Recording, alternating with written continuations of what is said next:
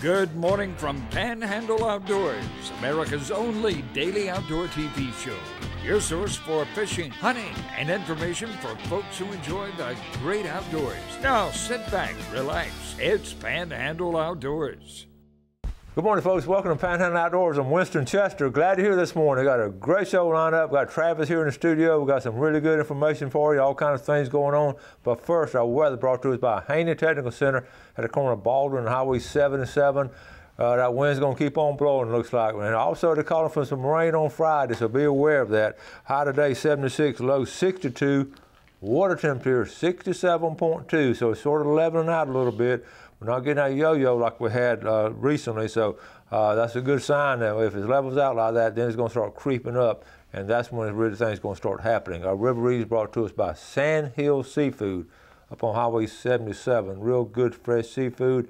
Apalachicola, Brunstown, this morning's reading 8.8. It's staying level, not a lot of action to it. I mentioned this yesterday. For the rest of the week, it looks like it's just going to be real level.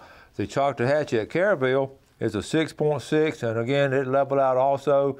And both rivers going into the weekend is going to be pretty flat, looks like. The tide chart brought to us by Kent Forest Lawn. Decent tide today, not really strong, and it's sort of waning out now. Not going to be really strong tomorrow either.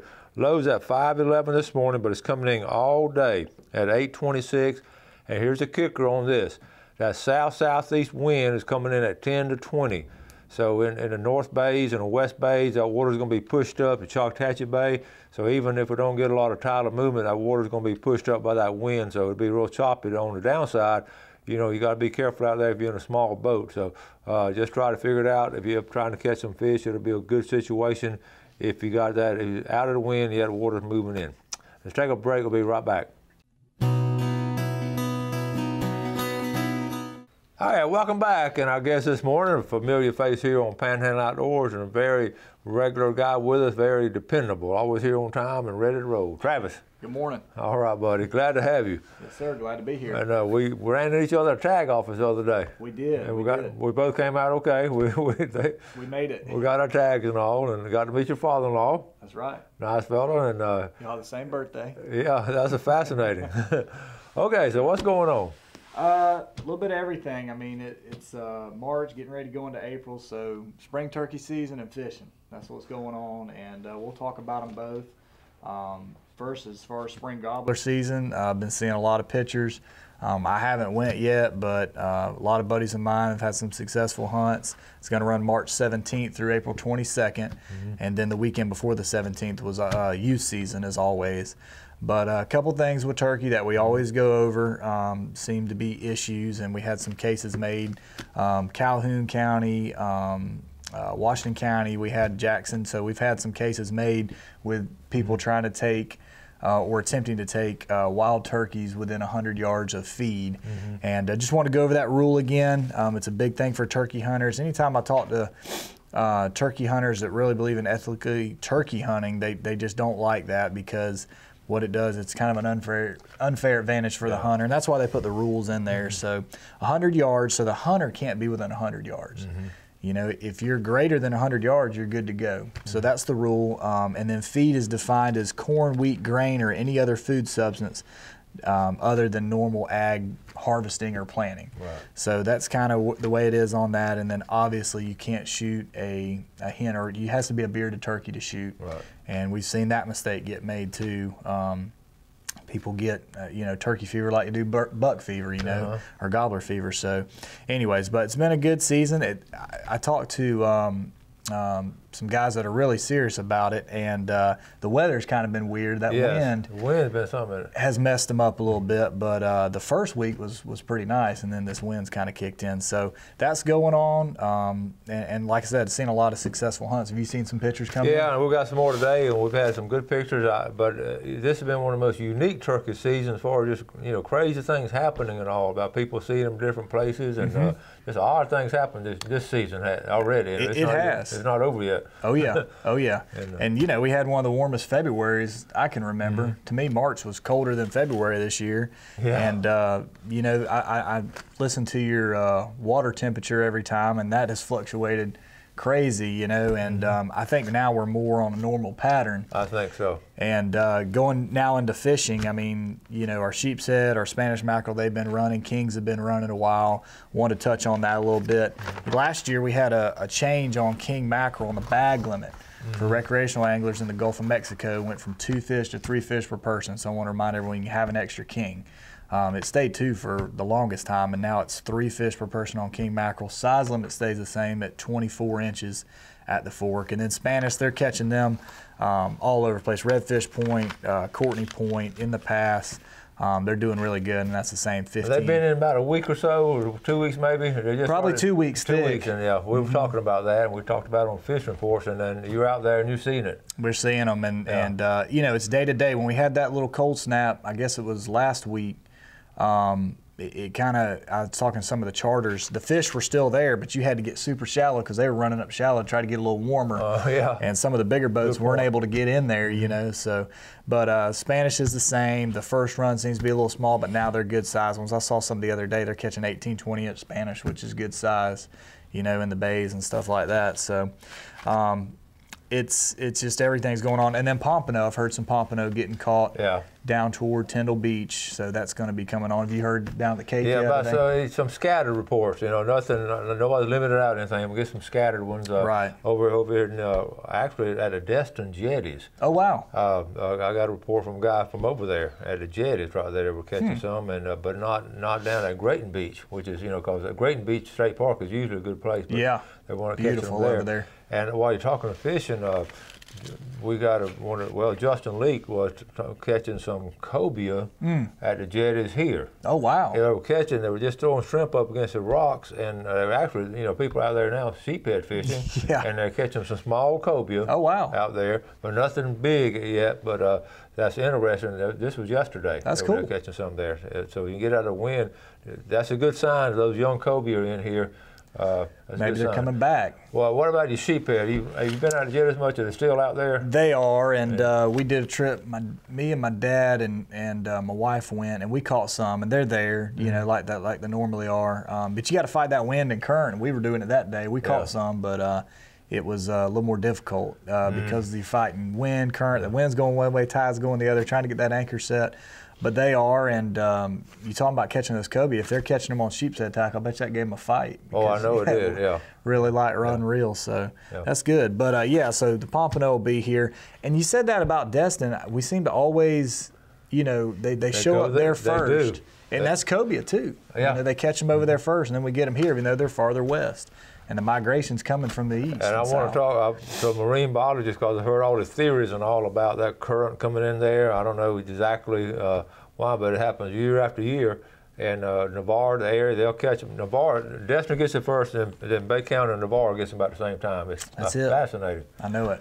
All right, we're going to take a quick break, come back and show you some pictures. And we're going to give away, I'm going to tell you what now, this is a $50 gift bag of tackle, okay, from Man's Bait Company. We're going to give this away today.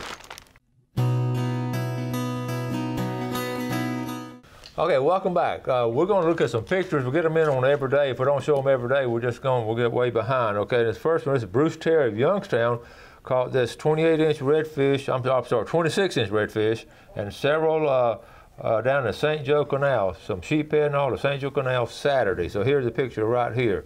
Good job right there. Nice fish right there. And then nice day fishing at Panama City Marina. This is Jerry Baker. I'm my cousin, Jerry. He's usually catching brim, but he caught him some Spanish down at this downtown marina. City Marina, yeah. Yes, sir. Sure did. Now, this is sent to us by Kathy Christo. This is she said 14-foot great white shark 10 miles out. Take from a boat to Treasure Island. We'll do some research on that. But there are all kind of pictures coming in of big sharks. And this one right here, down at Howard Creek. Okay, this is Bo Rollins. This is River Rollins, the son. Afternoon fun, the spirit of the wild and free, coming in from Howard Creek. Looks like you got a flounder in there too. Look at that, yeah, look at that flounder. Good point there. All right, and a couple of turkey shots. Ken Peppermore sent this in. This is our buddy Carl Hellett last Saturday with a fine gobbler. Oh, yeah. That's a nice one there, Travis. Nice bird. He's hunting with his dad that day. He's hunting with his dad. Yeah. And then we were talking about Tim McGuffin was on the show recently talking about when he had the wild quail hunting, and he also got he's an excellent quail hunter, but he went and got this big gobbler. He's a good hunter, and his son Taylor is coming on the show, and we're going to talk about when Taylor comes on. Travis, you'll appreciate this. We're going to talk about predator hunting. All right, don't forget our friends over in Toloja just sent this Easter egg hunt. This Saturday at 2 p.m. This is the Grace United Methodist Church over there in Toloja, and you folks at 2 p.m. Amanda Whitehead sent that to us. And also, Stan Kirkland sent this to me last night. Make sure this is Passion Play at the Marina Civic Center. Certainly want y'all to go to that. It's an amazing play. We go to it about every year. I'm going to go Thursday night this year. One of my granddaughters is in it, but we used to go before they were in it. They've done it for 16 years, and wow. They've had over, they said over 60,000 people have come from throughout the Panhandle. And it is a wonderful play. It's Thursday night, Friday night, and then Saturday afternoon at 2 o'clock. And every year I get fascinated. I see these van-load of kids and different churches coming from Jackson County and Holmes County and all coming to it. And it's just a great time, and it's free, and it's a wonderful, wonderful play. So y'all try to make that. It's really good. Okay, getting back to some game warden issues, and we'll get this back away next segment and all. Did you have any more stuff, or we just need to talk? I got a few more things we can go over real quick. We got, before I come on again, we'll have grouper season, gag grouper opening April 1st. In that 4-county region. Yes. That started last year. I know you know a lot of folks over that way. Yes, they're excited about it. They're pumped up. And I'm glad they're getting the opportunity to go take advantage, because before those fish move way offshore, you know, and it's going to open April 1st, and the 4 counties we're talking about is Franklin, Wakulla, Jefferson, and Taylor. State gag season's going to open up over there, and it'll stay open till June 30th. And then it'll close, reopen September 1st to December 31st. Now, for the rest of the Panhandle is going to be our normal opening on gag, which is June 1st. State and federal waters for the rest of the Panhandle and Gulf. And gag's 2 fish per person, 24-inch size limit. So that's a good season. They started it last year.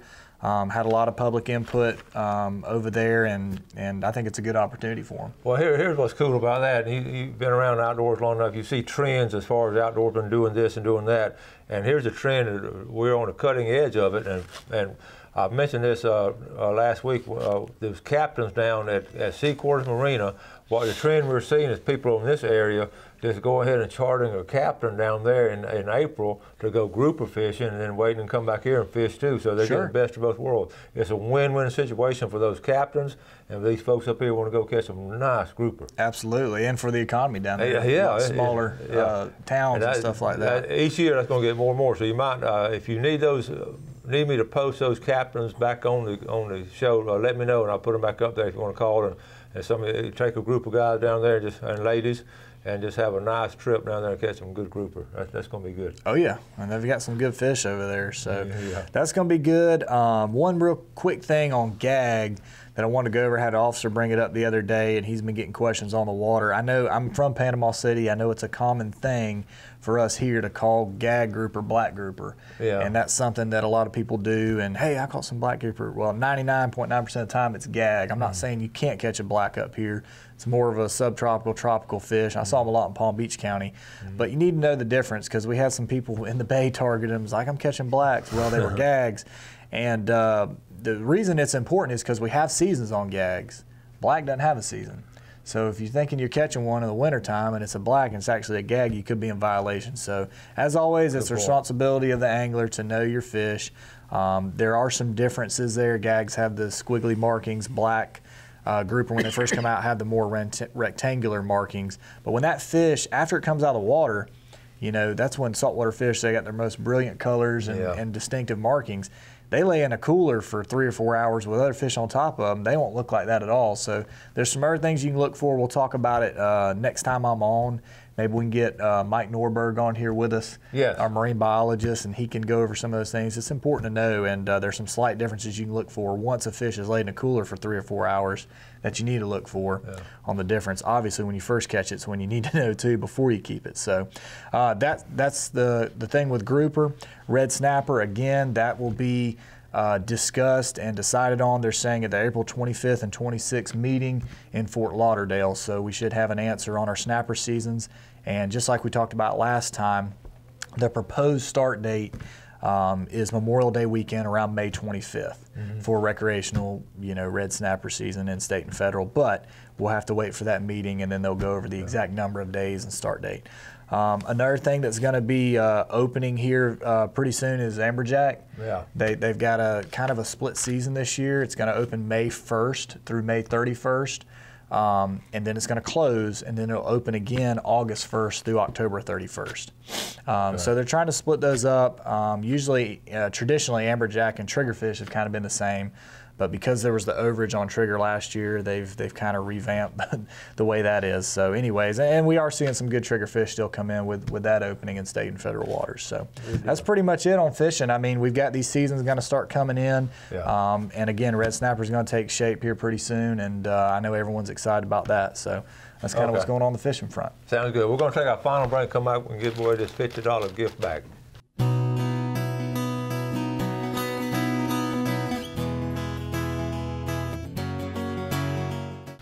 All right, welcome back. Fishing game times first. We're looking from Blue Water Outriggers at 10:32 to 12:32, middle of the day, and tonight 10:59 to 12:59. $50 gift bag. There's a quick history of it up at the Bent Rod Fishing Club last Saturday.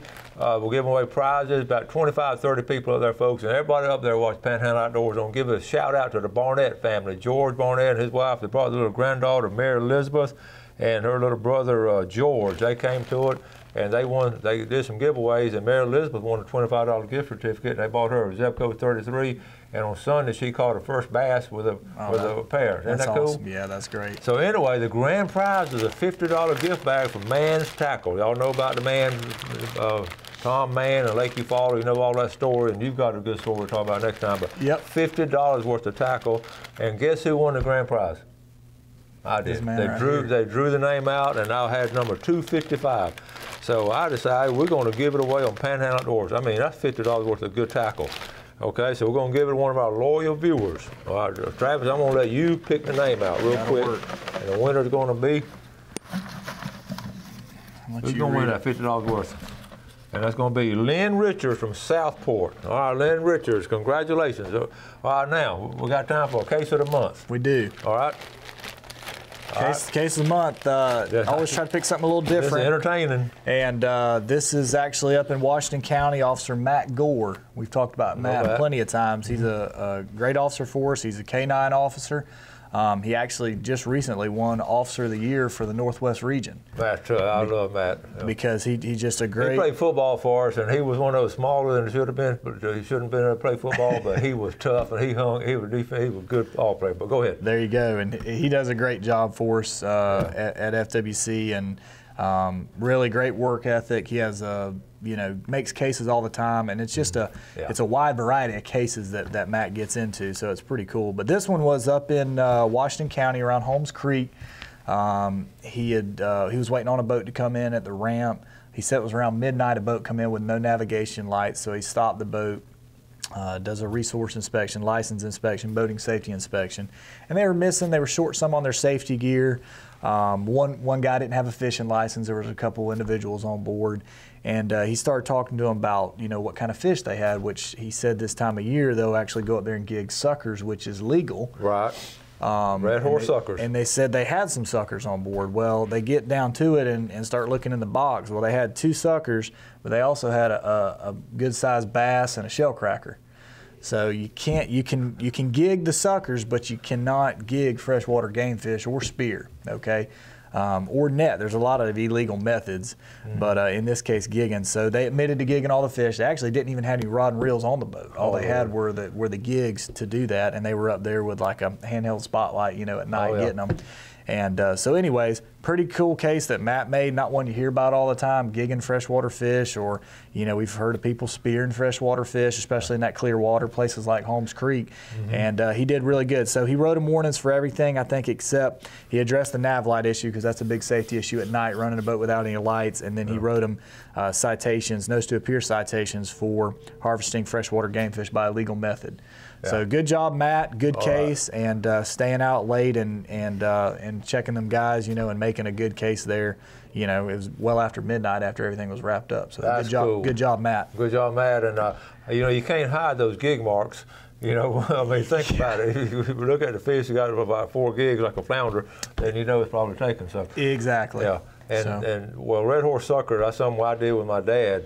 We talked about it on the show before. And they do a lot of it over in Holmes County, gigging this time of year. He said they do, and a lot of it's legal for suckers. Yeah, it is legal. But you can't get the game fish. And then I know growing up, you know, I used to go to fish fries up in Jackson. That's what they had were suckers. Yeah, isn't that something? Yeah, and it's a good eating fish. It's a bony fish, but the flesh is really good. It is. Yeah. It is. So pretty cool case. It had a lot of good cases being made. We've had our offshore boats going out already. They're doing stuff, and then of course with turkey going on. So it's really starting to pick up. And spring break, you know, I mean the boating traffic's just probably tripled here in the past couple weeks. I mean, obviously with the influx of visitors and stuff like that. Grand Lagoon was just packed over the weekend. Was it really? It was. And it's only going to get worse. It's going to get busy, yes, sir.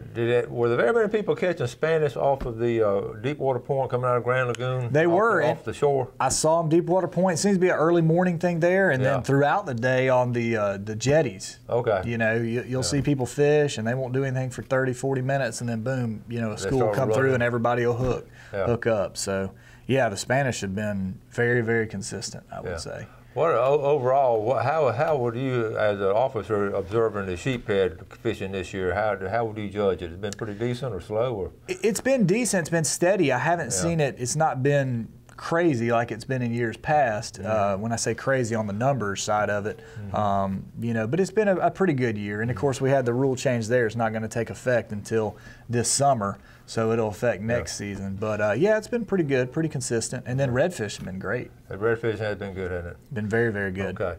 And real quick, we only got a few seconds. When someone gets in trouble and calls the officer, y'all can't be there within 5 minutes. That's right. It's going to take you time to get there. So keep that in mind. Next show, we're going to talk about some of those situations where you get spread out too thin, but sometimes you ride on the spot, sometimes you work on a case an hour away, whatever. So that's it. Yeah.